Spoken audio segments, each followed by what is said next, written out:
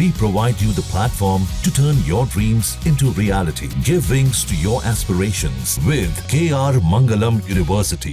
तो क्या सीरिया फिर से गृह युद्ध की तरफ बढ़ रहा है? क्या सीरिया के हालात आने वाले दिनों में बेहद खराब होने जा रहे हैं? यह सवाल इसलिए उठ रहा है क्योंकि जिस तरह से सीरिया में दो समुदायों के लोग लड़ रहे हैं, उससे देश में अशांति लौट आई है और इसी हालात ने नेतन्याहू को मौका दे दिया अपने ग्रेटर इजराइल के सपने को पूरा करने का। भले ही अमेरिका युद्ध विराम कराने में लगा हो, लेकिन जानकार ये मानते हैं कि कहीं ना कहीं नेतन्याहू ने प्लान को ट्रंप का कैसे अप्रत्यक्ष समर्थन हासिल है। قصف جديد يا شباب، قصف جديد ما بنهيئة الأركان خالص.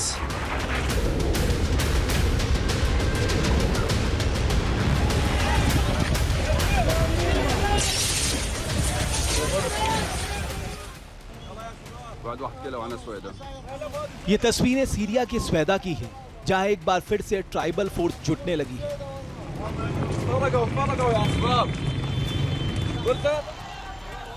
इजराइल के हमले से इन कबायलियों का गुस्सा भड़का दिया है और एक बार फिर से ड्रूज समुदाय के खिलाफ बेडोइन जनजातियों ने संघर्ष शुरू कर दिया है।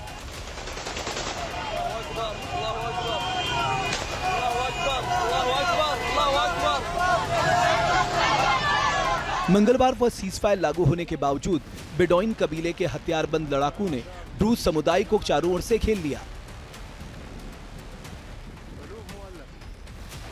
ये तस्वीरें बता रही हैं कि सीरिया और इजराइल के बीच संघर्ष थमने वाला नहीं है। ये बात अलग है कि तनाव को कम करने के लिए अमेरिका पूरी कोशिश कर रहा है।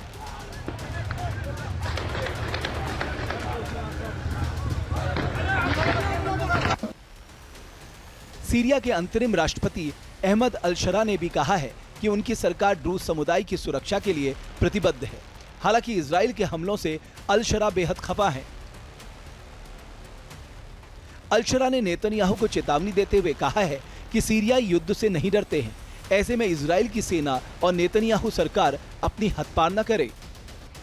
दरअसल ड्रूज अरबी भाषी धार्मिक और जाति अल्पसंख्यक समुदाय है, जिसकी सीरिया में अनुमानित जनसंख्या करीब 7 लाख है, जिनमें से अधिकांश दक्षिणी स्वेदा प्रांत में रहते हैं, जबकि इजराइल में करीब 1,30,000 ड्रूज रहते हैं। इसके अलावा इस समुदाय के लोग लेबनान और जॉर्डन में भी रहते हैं। इजराइल और यहूदी समुदाय के लोग ड्रूज समुदाय को अपने करीब पाते हैं। इसकी वजह यह है कि इस्लाम की मान्यताओं में यकीन नहीं करते हैं। ड्रूज समुदाय का एक अहम हिस्सा इजराइल में बसा है। इजराइल की सेना में भी इनकी अच्छी खासी भागीदारी है। यही वजह है कि इजराइल के पीएम नेतन्याहू कह रहे हैं कि वो भविष्य में ड्रूज समुदाय को कोई नुकसान नहीं होने देंगे। इसने दमिश्क के दक्षिण से उस क्षेत्र में सेना भेजी जिसका वैसानिकरण किया जाना चाहिए था और उसने ड्रूज लोगों का नरसंहार शुरू कर दिया। हम इसे किसी भी तरह से स्वीकार नहीं कर सकते हैं। अब तक स्वेदा प्रांत में ड्रूज मिलिशिया और बेडोइन जनजाति के बीच झड़पों में 350 से ज्यादा लोग मारे गए हैं। इस बीच खबर है कि अहमद अल-शरा और उनका परिवार राजधानी दमिश्क छोड़कर भाग गए हैं। सीरियाई रक्षा मंत्री के परिवार के भी दमिश्क छोड़ने की खबर है। कहा जा रहा है कि अल-शरा और उनका परिवार इदबीब की तरफ निकल गए हैं। सीरिया का इदबीब शहर तुर्की सीमा के करीब है। इजराइल के आंतरिक सुरक्षा मंत्री ने अल-शरा को हमास कमांडर की तरह मारने का ऐलान किया है। 16 जुलाई को अहमद अल-शरा के घर के करीब एक मिसाइल अटैक भी किया गया था। यहां हम आपको बता दें कि इजराइल ने सीरिया पर क्यों हमला किया था। दरअसल ड्रूज और बेडोइन समुदाय की लड़ाई को कंट्रोल करने के लिए सीरियाई सैनिक मैदान में उतरे थे, जिसके बाद इजराइल ने सीरियाई सैनिकों पर अटैक कर दिया। नेतन्याहू को लगता है कि ड्रूज समुदाय की सुरक्षा उनके ग्रेटर इजराइल के सपने को पूरा कर सकती है। अमेरिका ने भले ही सीरिया पर इजरायली हमले का समर्थन नहीं किया हो, लेकिन वो ग्रेटर इजराइल के सपने को लगातार अंदर खाने सपोर्ट करता नजर आता है। ऐसा इसलिए है क्योंकि इजराइल मिडिल ईस्ट में अमेरिका के हितों की रक्षा करता है।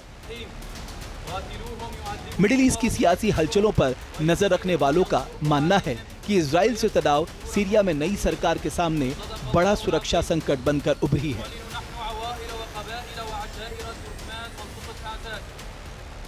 वर्ष 2023 के अंत में जब इस्लामी विद्रोही गुटों ने राष्ट्रपति बशर अल असद को सत्ता से बेदखल किया था, तब उम्मीद जगी थी कि एक नई सरकार देश में स्थिरता लाएगी, लेकिन अब नए सिरे से संकट गहराता दिख रहा है। जहां भक्ति है हर शब्द में, कथाओं में छुपे हैं दिव्य रहस्य और ज्योतिष देता है जीवन को दिशा। धर्म से जुड़ी हर बातों को जानने के लिए हमारे चैनल स्तुति को सब्सक्राइब करें। चैनल पर जाने के लिए इस लिंक पर क्लिक करें।